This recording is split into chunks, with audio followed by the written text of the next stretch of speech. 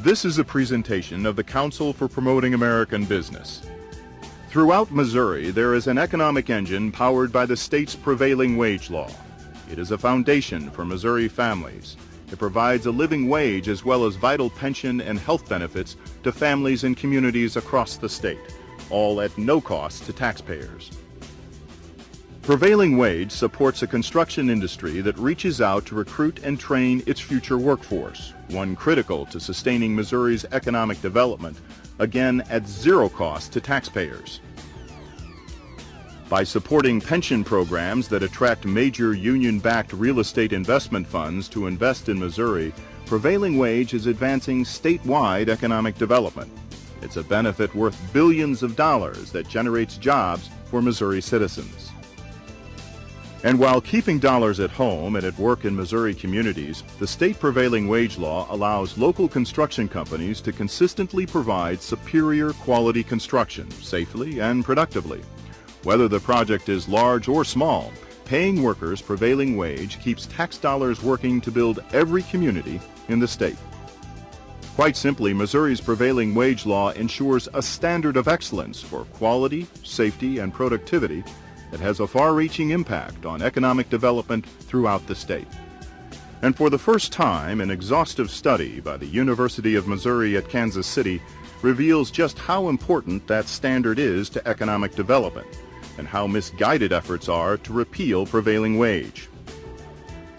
Prevailing wage delivers higher productivity because a higher wage attracts a more highly qualified, more highly skilled workforce, and therefore they can produce a given level of output, whatever commodity we're talking about, at a lower overall cost because it simply takes them less man-hours to produce that output. We have found that using union labor force and abiding by prevailing wage gives us the very best quality workforce that we could possibly get. We're assured in each and every one of our jobs that the people who are working on those jobs are going to give us a good final product. And ultimately, that's what our public demands, and that's what we have to have. UMKC examined hundreds of thousands of construction projects in prevailing wage and non-prevailing wage states. It found no statistically significant impact on the cost of construction work, regardless of whether it's public or private work. Moreover, the study found that the often whispered contention that construction costs 20 or 30% more in prevailing wage states is sheer nonsense. Labor as an overall percentage of construction costs has actually gone down, according to the UMKC study. If labor costs are 20%, which the data seems to suggest that they are, well, in order for overall construction costs to achieve a 20% savings, as the critics claim, labor would have to donate their labor. In other words, labor cost would have to decrease by 100%. The UMKC study documented the benefits of the prevailing wage standard that supports a more skilled, safe, and productive workforce. A benchmark study of highway and bridge work revealed that prevailing wage states built more miles of highways and bridges for far less dollars than non-prevailing wage states. Gains in productivity and skill have been a hallmark of excellence for Missouri's road and bridge work under prevailing wage. The state of Kansas, on the other hand, has experienced the detrimental effects of eliminating prevailing wage. While Missouri's wage rate was higher, its construction costs were lower than Kansas. On a wider scale, in states that account for 60% of road construction nationwide, the cost per mile was more expensive in low-wage states. Simple economic theory tells us that a more highly skilled, a more highly trained workforce can simply produce more output at a lower unit cost. It simply takes them less hours to achieve that output. We built a 33,000 square foot administrative center for Jefferson County for the government, and we came in and built it all union, and it came in 30 days early without any injuries, professional work, and it was $400,000 under what the estimate was going to be to build it.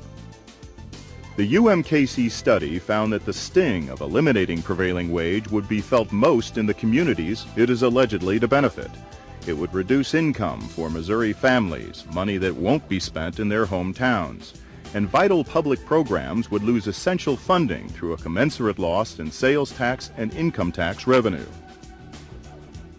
What I have found to be particularly interesting in this case is how people who normally run businesses and appreciate the complexity of many economic issues somehow think that they can reach into the construction industry, take a wage premium out of that picture, and assume that nothing else is impacted.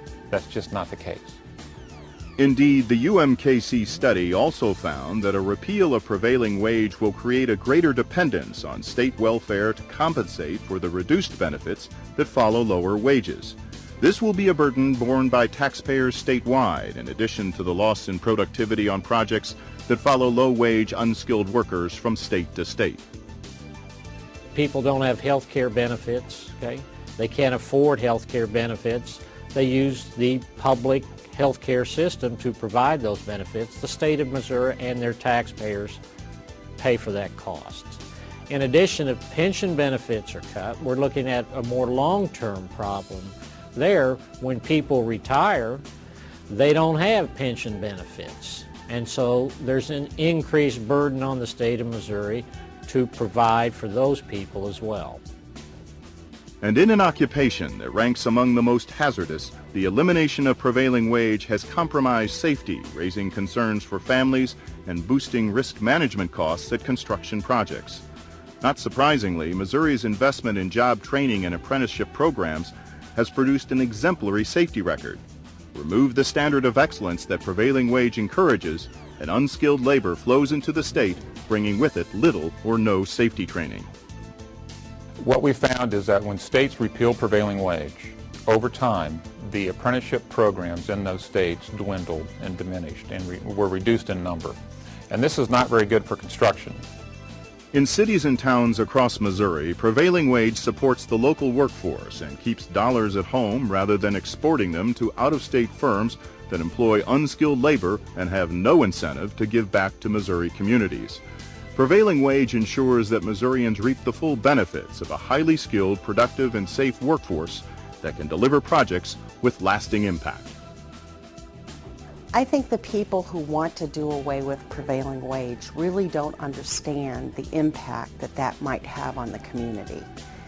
It's very simply an economic driving force that ensures not only quality construction, but it ensures a standard of life for the people who live and work in our community that is absolutely critical. To find out more or review the complete UMKC study on prevailing wage, visit www.prideconstruction.org. For a copy of the study, call 314-588-7511.